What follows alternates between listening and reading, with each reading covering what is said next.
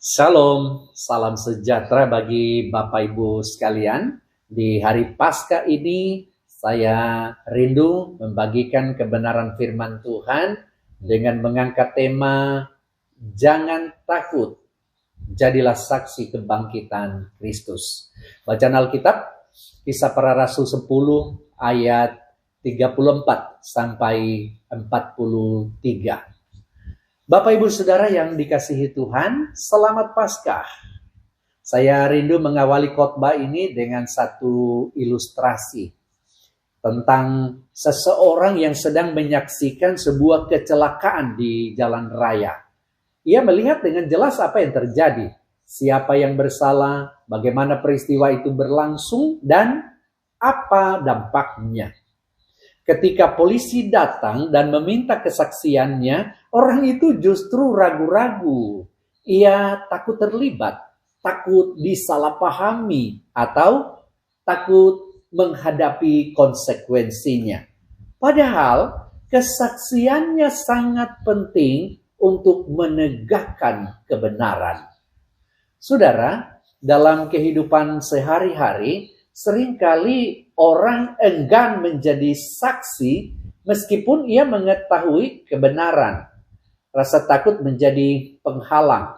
Ketakutan akan penolakan, ketakutan akan resiko, atau bahkan ketakutan akan perubahan. Hal yang sama juga bisa terjadi dalam kehidupan rohani kita, saudara. Kita telah mengenal Kristus. Kita percaya bahwa Ia telah bangkit. Kita bahkan mengalami kasih dan kuasanya. Namun ketika tiba saatnya untuk bersaksi, kita seringkali diam. Kita merasa tidak layak, tidak berani, atau tidak tahu harus berkata apa.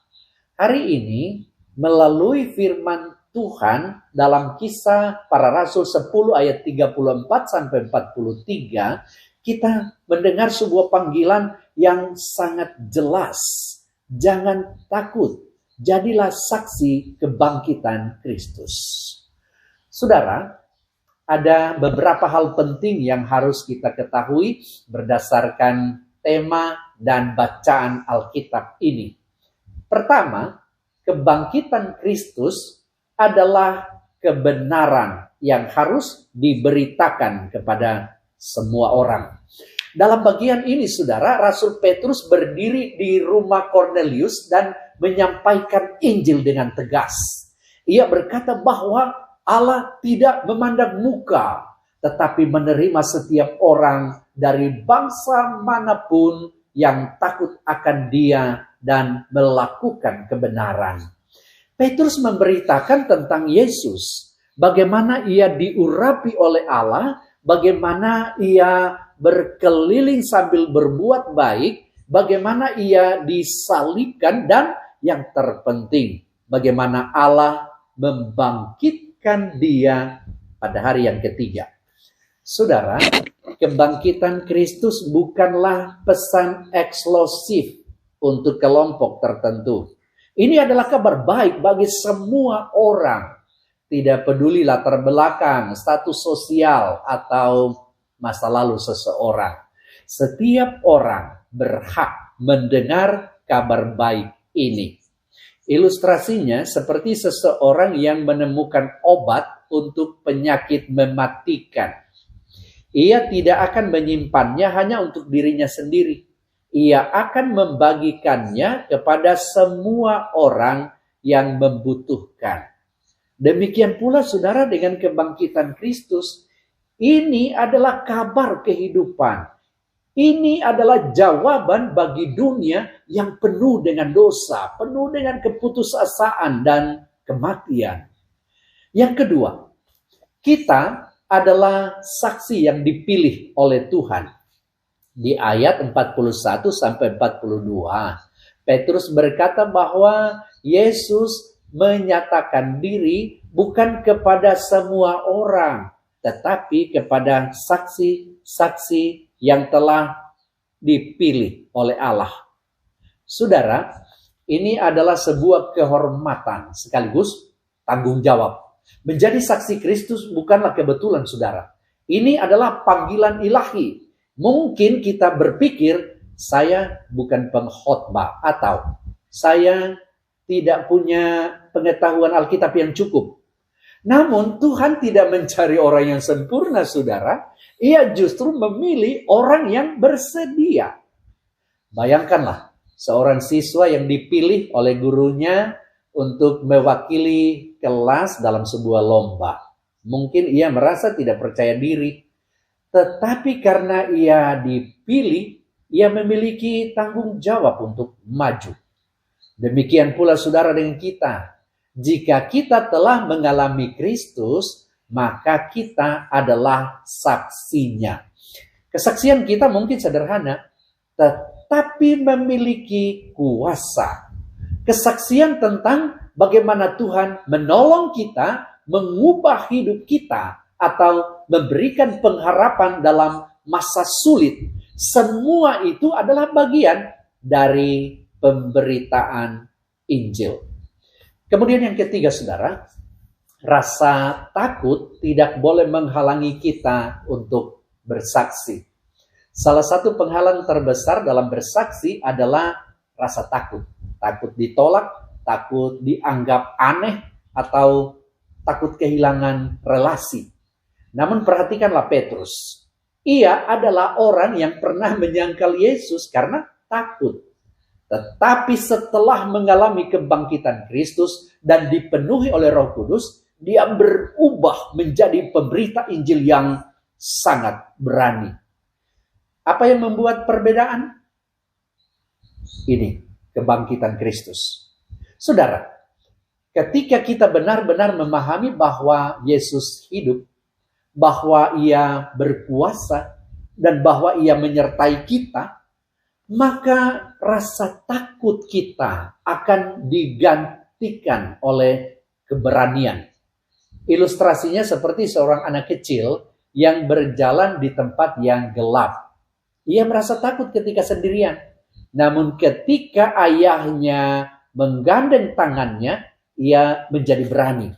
Demikian pula saudara dengan kita. Kita tidak bersaksi dengan kekuatan sendiri. Tuhan yang bangkit yang akan menyertai kita dan memberikan kekuatan kepada kita untuk dapat bersaksi. Keempat, kesaksian kita membawa pengampunan dan kehidupan bagi orang lain. Di ayat ke-43, Petrus menegaskan bahwa setiap orang yang percaya kepada Yesus akan menerima pengampunan dosa oleh karena namanya. Saudara, kesaksian kita bukan sekadar berbagi cerita. Kesaksian kita memiliki dampak kekal. Melalui kesaksian, orang dapat mengenal Kristus, menerima pengampunan, dan mengalami kehidupan baru. Bayangkan, seorang yang tersesat di hutan dan tidak tahu jalan pulang. Jika seseorang yang mengetahui jalan itu datang dan menunjukkan arah, maka hidup orang tersebut bisa diselamatkan. Demikian pula saudara, di dunia ini banyak orang hidup dalam kegelapan, tanpa arah, tanpa harapan. Kesaksian kita dapat menjadi terang yang menuntun mereka kepada Kristus. Kemudian yang terakhir, yang kelima adalah bersaksi adalah gaya hidup, bukan hanya peristiwa. Bersaksi tidak selalu berarti berdiri di mimbar atau berbicara di depan banyak orang, saudara. Bersaksi adalah tentang bagaimana kita hidup sehari-hari. Cara kita berbicara, cara kita memperlakukan orang lain, cara kita menghadapi masalah, semua itu mencerminkan siapa yang kita percayai. Seorang karyawan yang tetap jujur di tengah tekanan, atau seorang pelajar yang tetap berintegritas, atau seorang ibu yang tetap setia dalam kasih. Semua itu adalah bentuk kesaksian. Saudara, dunia mungkin tidak selalu mendengar apa yang kita katakan. tetapi mereka selalu melihat bagaimana kita hidup. Karena itu, Bapak Ibu Saudara yang dikasihi oleh Tuhan, Paskah mengingatkan kita bahwa Kristus telah bangkit. Ia hidup, ia menang atas dosa dan maut, dan dia memanggil kita untuk menjadi saksinya. Jangan biarkan rasa takut membungkam kita. Jangan biarkan keraguan menghentikan kita. Dunia membutuhkan kesaksian kita, saudara. Jika Tuhan bisa memakai Petrus yang pernah gagal, ia juga bisa memakai kita. Jika Roh Kudus memampukan para rasul, ia juga memampukan kita hari ini. Mari kita melangkah dengan iman. Mari kita berbicara dengan keberanian. Mari kita hidup sebagai saksi kebangkitan Kristus. Selamat Paskah, jangan takut. Jadilah saksi kebangkitan Kristus. Kristus telah bangkit? Ya, ia sungguh telah bangkit. Haleluya. Tuhan Yesus memberkati saudara sekalian. Amin.